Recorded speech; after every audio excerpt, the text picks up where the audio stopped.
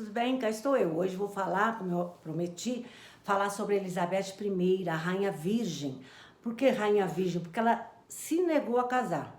As razões ninguém sabe, porque ela tinha pretendentes. Só que ela não quis casar. Governou 44 anos, o parlamento pressionando e ela não quis casar. Então ficou Rainha Virgem. Por causa desse título, Rainha Virgem, há um dos 50 estados norte-americanos que recebeu o nome de Virgínia, em sua homenagem. Virgínia de Virgem. Foi a primeira área colonizada pelos britânicos, tá? Esse nome Virgínia foi dado por um explorador britânico, em homenagem à rainha, tá? Depois, houve uma cidade lá, nessa região de Virgínia, que recebeu o nome de Jamestown, que foi o primeiro assentamento inglês, que é uma das cidades de Virgínia. Jamestown, cidade de James, porque esse James é aquele que vai substituir a Elizabeth quando ela morrer. Eu vou falar depois sobre esse James, tá? Bom, vocês sabem que ela era filha de Henrique VIII com Ana Bolena. Quando a Ana Bolena foi decapitada, ela tinha 2 anos e meio. Depois, quem herdou o trono depois da morte do pai do Henrique VIII foi Eduardo VI, que governou dos 9 anos aos 15. Depois veio a Maria I, que é chamada sanguinária, porque ela perseguiu os protestantes, né? Ela anulou o ato da supremacia do pai e de novo, restabeleceu a religião católica. Então, essa Maria recebeu o nome de a sanguinária, porque dizem os historiadores que ela perseguiu muitos protestantes, tá? E quando ela morreu, ela só governou 2 anos, mas ela era casada, olhem bem, ela era casada com Filipe II da Espanha. Ficou casada há 4 anos, 2 anos antes dela ser rainha e os 2 anos de rainha. Filipe II, eu vou falar muito sobre esse Filipe II da Espanha, poderosíssimo, tá? Bom, então ela morreu, a Maria I, quem vai governar é a Elizabeth I, tá? Segundo o testamento do Henrique VIII. Ela governa a Elizabeth I, e a primeira coisa que ela faz é anular, né? Anular a religião católica. E, de novo, implanta a religião anglicana. Foi a primeira ação dela. Só que ela se mostrou, no governo, muito mais tolerante com o Eduardo e com a Maria. Ela evitou perseguições religiosas, tá? Embora no seu governo, os 44 anos de governo, houve bastantes embates entre católicos e protestantes, porque a Inglaterra tinha muito ainda católico e protestante. Então, mas ela evitou perseguições. Então, ela vai governar 44 anos. Vamos ver o que aconteceu no governo dela? Ela investiu muito na construção de novas embarcações, de navios. Vocês sabem que a Inglaterra é uma ilha, então sempre teve uma marinha super forte, porque proteção e já dela, né? Então ela investiu muito nas novas embarcações e no comércio marítimo. E fundou a Companhia das Índias Orientais. Para quê? Para o tráfico negreiro e para rotas comerciais com o Oriente, tá? Outra coisa que ela fez no governo dela, incentivou a pirataria, que era grande, que dava muitos lucros, era uma fonte de lucros para a coroa. Vocês sabem que os piratas, são os ladrões do mar, eram o terror das embarcações, era o terror dos mares, tá?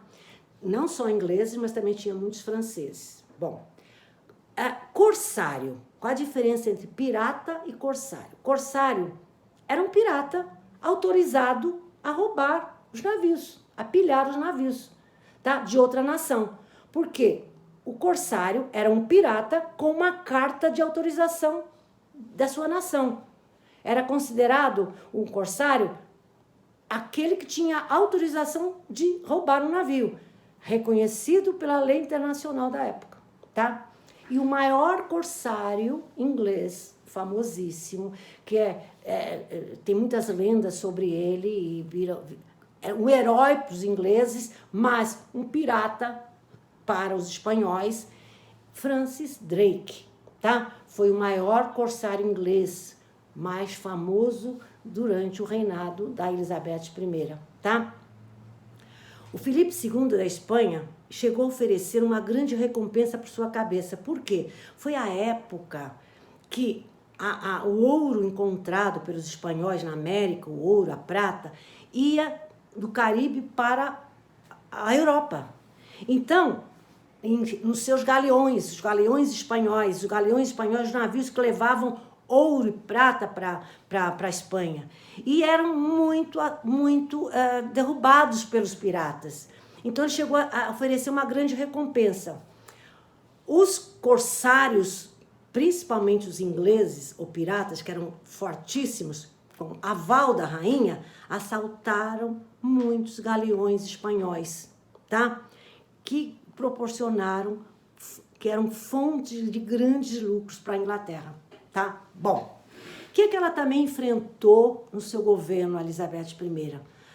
Houve anos de más colheitas e, por causa disso, alta de impostos, houve revoltas, mas a maioria gostava dela como rainha. E no seu governo,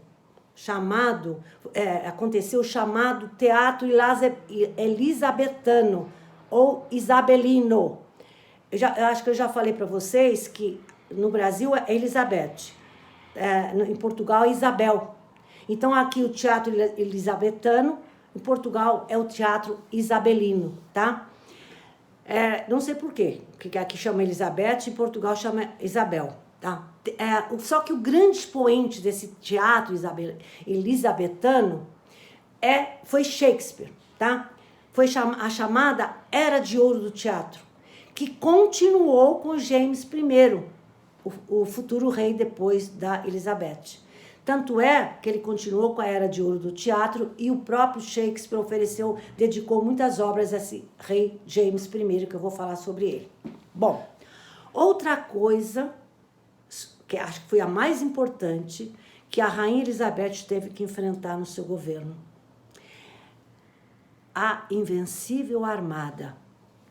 Invencível Armada é um termo irônico dado pelos ingleses porque não foi invencível, ela foi vencida.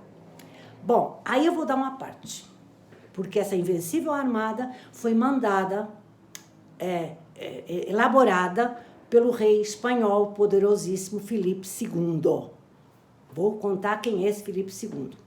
Vocês lembram do ginásio que entre 1580 e 1640 houve a União Ibérica? O que quer dizer isso? Portugal, Brasil, ficou sendo governado pela Espanha. Lembram disso? Lembram. Começou a dinastia filipina. Esse Filipe II conseguiu a coroa portuguesa em 1580, ele era espanhol. Então, Portugal, Espanha e Brasil ficaram sob o poderio do Filipe II da Espanha, que é a chamada União Ibérica. Por quê? Porque Dom Sebastião, que era o rei de Portugal, ele morreu ou desapareceu numa batalha chamada Alcácer Quibir, lá em Marrocos, na África. E ele morreu em 1578 e ele não deixou herdeiros.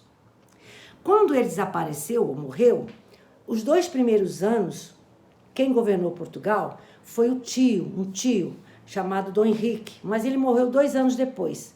Então começou a crise de sucessão. Quem vai suceder o trono de Portugal, se não tem herdeiros? Então houve a corrida, a guerra para quem vai suceder o trono. E quem ganhou essa guerra? Filipe II da Espanha. Então, por isso que começa a dinastia filipina. Por isso que Portugal, Brasil e Espanha têm o mesmo rei, tá? E foi esse Filipe II, que foi casado com a Maria I, a sanguinária, que eu já falei. Foi ele que reuniu essa famosa Invencível Armada para derrotar a Inglaterra. Foi ele que chegou a oferecer uma grande recompensa pela cabeça de Francis Drake, tá? Bom, e que foi essa Invencível Armada? Foi formada em 1558, tá? Saiu de Portugal, porque ele era rei de Portugal também, e tinha vários navios eram portugueses. Não esqueça uma coisa, era Filipe II da Espanha, mas de Portugal era Filipe I, tá? Bom, essa Invencível Armada tinha 197 embarcações e 30 mil homens. Qual o objetivo? Invadir a Inglaterra, derrubar o poderio inglês. Qual era o principal plano de Filipe II? Chegar no Canal da Mancha. O Canal da Mancha é aquele canal que separa, né, a França da Inglaterra. Chegar no Canal da Mancha e deixar embarcar mais 30 mil. Depois enfrentar a frota inglesa que estava lá estacionada. Depois derrubar a frota inglesa e desembarcarem na Inglaterra. Esse era o plano. Só que os ingleses impediram o embarque desses 30 mil. Então, sem esses 30 mil, seria difícil derrubar a esquadra, a frota inglesa. Então, eles foram obrigados a regressar, contornando as ilhas inglesas, talvez para voltar depois, não se sabe. Só que eles enfrentaram grandes tempestades. Metade do navio se perdeu, 20 mil mortes. Então, foi um desastre. Por isso que eles dão o nome de Invencível Armada, por ironia, tá? Agora, por que Filipe II queria invadir a Inglaterra? Por quê? Para dominar os mares, que estava com os ingleses o domínio, acabar com os ingleses, com a pirataria inglesa, implantar o catolicismo, também por questão religiosa, e destronar a Elizabeth. Só que não conseguiu. A Invencível Armada para Elizabeth I foi maravilhoso, sabe por quê? Essa Invencível Armada associou Elizabeth I a uma das maiores vitórias da história inglesa, uma das maiores vitórias navais da história inglesa. Então, quem é que não sabe dessa Invencível Armada que os ingleses derrubaram os espanhóis, tá? Mas, voltando a Elizabeth I, quando ela tinha 30 anos, ela teve uma doença que quase morreu.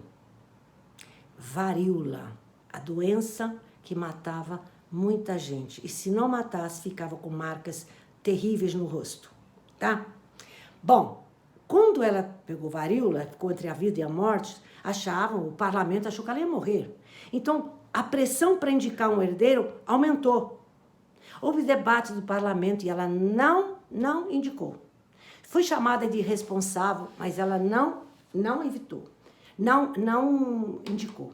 Bom, salvou-se, mas ela ficou com muitas marcas no rosto. E dizem que ela usava um cosmético branco, que ela ficava com um rosto artificial, branco demais perto do resto do corpo. Então, quando há uma representação teatral, no teatro, ela aparece com esse rosto branco, porque ela não queria mostrar as marcas.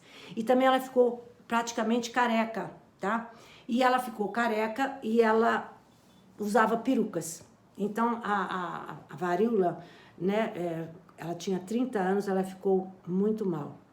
E quase morreu e ficou com essas marcas. Então, se vocês virem uma foto da Elizabeth depois da varíola, o rosto branco parece... Sabe aquele rosto de palhaço, assim, branco, aquele cosmético artificial, branco? Mas era para esconder as marcas do rosto. Sobre a varíola, é uma doença causada por um vírus que deixa muitas marcas quando não morre. O último caso que se tem notícia foi em 1977. E através de vacinas, essa varíola foi eliminada em 1980. Houve muitos surtos ao longo da história. No século XX, morreram entre 300 a 500 milhões de mortos, tá? Em 1967, 15 milhões de casos. Teria surgido na Índia a varíola e na América chegou com Colombo, tá? Bom, vamos ver agora os últimos 15 anos de Elizabeth I, tá? Os últimos anos foram os piores. Por quê? Os assessores mais confiáveis dela tinham morrido. E os assessores mais jovens queriam o poder. Em 1601, 2 anos antes dela morrer, ela mandou executar um grande líder que chefiou uma rebelião contra ela, contra a Elizabeth. Então, ela teve que muitas vezes tomar essas decisões. Então, ela entrou, segundo os historiadores, no último ano de vida, ela entrou em grande depressão. Por quê? Primeiro que ela tinha 70 anos, naquela época era muito idosa para a época. E por isso que não tinha mais aqueles amigos antigos que o ajudavam, que... Então, ela entrou em depressão pela perda de tantos amigos, tá? Bom, agora eu vou falar, ela vai morrer em 1603 e quem vai suceder? James I, que era o sexto da Escócia. Olha, uma parte. Henrique VIII, Eduardo VI, Maria I e Elizabeth I, todos esses quatro governaram a Inglaterra e a Irlanda. A Irlanda fazia parte. Só que James I, ele era o James VI da Escócia. A Elizabeth não deixou herdeiros e ele herdou o trono.